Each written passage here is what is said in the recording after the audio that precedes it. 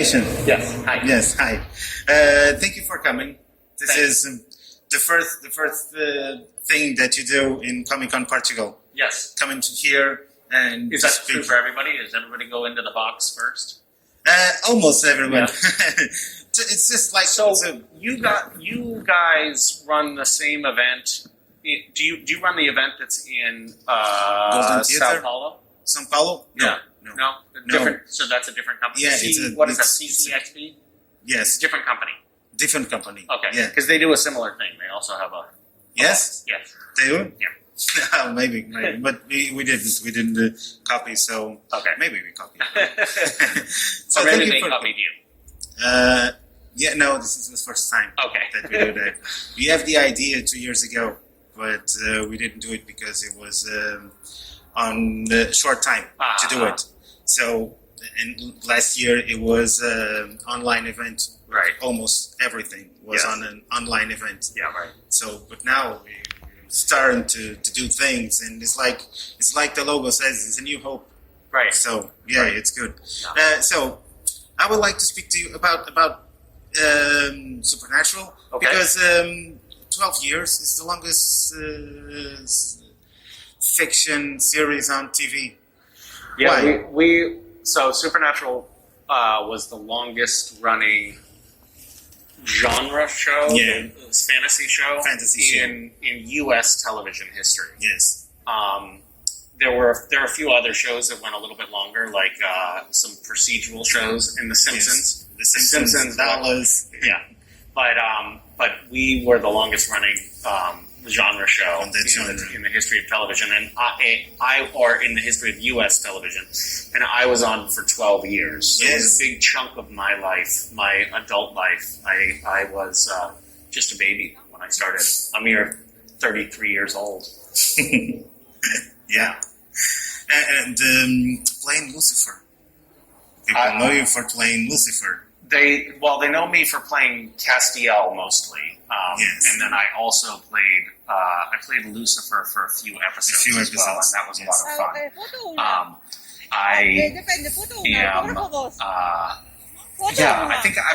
Castiel, I don't know. I'm sure that some of these people out here who are staring at me, they know Castiel. Hi, oi. Oh, look, there's someone who's dressed as Castiel right now. Unless you're dressed as, yes, is that right? Okay, good. So there's some verification. I've wanted to come to Portugal for a very long time. It's been on my list for a long time. I've been working on this television show in the U.S. called Road Food, which is like a travel food show. Yes. And it has, we went to a community in Massachusetts called New Bedford. I don't know if anyone here knows New Bedford, Massachusetts, but it has the largest Portuguese population in the U.S. per capita. So it's like half of the people that live in this town are Portuguese. And I went to all these Portuguese-inspired restaurants and talked to the owners of Portuguese grocery stores in the U.S., in this place called Massachusetts in the U.S., And I was like, I've got to go to Portugal. This sounds amazing. I have to go to Portugal sometime. And then when the opportunity to come here for a day and join this Comic Con happened, I was like, you know what? I think now is the time. So I'm really happy to be here and excited to try some food. Yeah, we have great food. Yeah, and from the north to the south, and even on the islands, it's a very typical food from different places. Yeah, and I don't know which one did you try, but maybe you can give me some recommendations later for good restaurants to go to in Lisbon. Yeah, they are good restaurants also here. Yeah, awesome. Well, I'm excited to meet everyone. Hi. And one of the questions that for playing Lucifer, but the thing is, playing Lucifer, but you're an activist, looking for doing the good and the social activities and promoting social equality, and so how is it feel to do like? Well, to do that? You mean how can I play a bad guy and then also sometimes not be a bad guy in real life? I am. I don't think that there's much of a juxtaposition there. No, there's not. I think, of course not, because one I thing think is a lot of times. job. I think a lot of times people who are who develop followings from their work on screen, have big social media followings. They tend to steer clear of politics because they don't want to offend half of their audience. I actually happen to think that it's our responsibility, if we have anybody who has a platform of any size should be talking about social justice and frankly politics, and shouldn't shy away from those things because it's important and it affects how everyone's lives unfold. And so if I alienate a few of my followers, I actually try not to alienate. I try not to alienate people who have a different perspective than me. I prefer to try to have a conversation and open up a dialogue, because one of the things that we tend to do in political discourse in the modern social media world is we just say "fuck you" to the other side, and when someone hears that, they're not going to listen to you. Yeah. So I try to have a more open dialogue whenever possible, and try not to say things that are just going to piss off the other side, because that doesn't really help at all as we try to navigate this strange new world. Yeah, strange new world. Yeah, and you also founded Gish. Yes, I did. I do a scavenger hunt, and there are a lot of people who participate in Portugal. Is any of you? Yes. Yes. Participating. So and there's an angel blade too. Just so you know, I need to educate you on supernatural, but that's an angel blade right there. And if somebody approaches you with that, they're probably not going to mug you. They're probably just cosplaying. Although it does look like a dangerous weapon. It might. But yeah, tell me about Gish.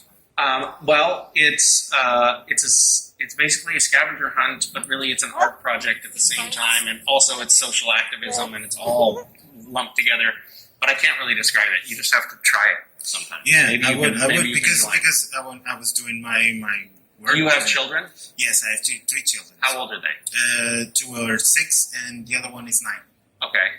Well, they might like you more if you did Gish with them. Yeah. Yeah, so you could try that. They like to do those things. Good. Scavenger, and well, even at home when we are confined. I do like small treasure hunts. Oh, really? Yeah, because that's fun. We were at home like 3 months. Wow. Almost confined. Portugal's doing really well. No, like you have, as far as I can understand, the highest vaccination rate in almost Europe. 90%. That's awesome. Nice work. And it's good. That's really impressive. Yeah. I was just in Germany, and they have not a very high vaccination rate, and they have a very high COVID infection rate. So yes, they're not doing very well. Yeah, there's almost like a new wave in very countries in Europe. Yeah, same in the U.S. We're not doing very well. Yeah, because it's been politicized. Yeah, that's a problem. Right.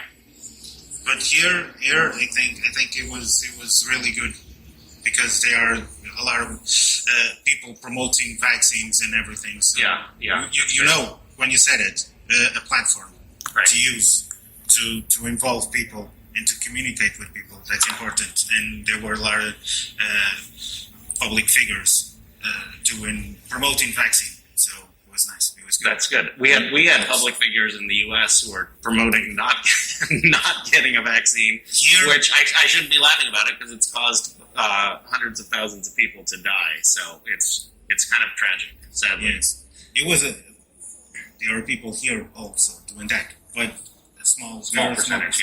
Well, you're lucky. Yeah, we are. Well, I look forward to meeting you all shortly. Thanks for coming out to watch me in my fishbowl. Yes. First, yes, I have to ask you to sign. Okay, I can do that. Anywhere. Who have you already had in here? This one is Lucas Neto and G. They are Brazilian YouTubers, and they make movies, and they are like superstars in Brazil. It's very good. Do you have a lot of Brazilians here? Yes. That's awesome. Very cool. Thank you. Nice to meet you. Bye. Have a nice rest of Comic Con. So, and yeah, if not me, someone will give you good pointers. Okay, sounds good.